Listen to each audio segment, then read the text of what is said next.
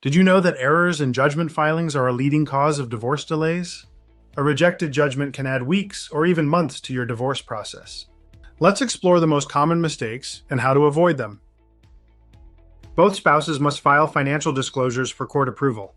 Ensure all forms like FL 140, FL 142, and FL 150 are complete and accurate. Avoid the mistake of skipping financial disclosures to prevent rejection. For instance, a client skipped their financial disclosures thinking they weren't necessary. Their judgment was rejected, delaying their divorce by 2 months.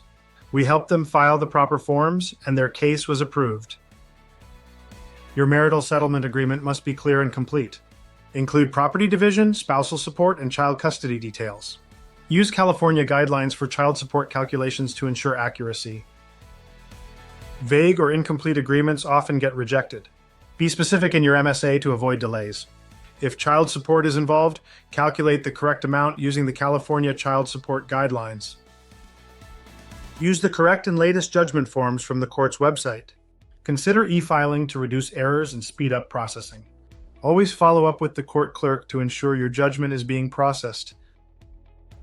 Even if everything is done correctly, California law requires a 6-month waiting period before your divorce is finalized.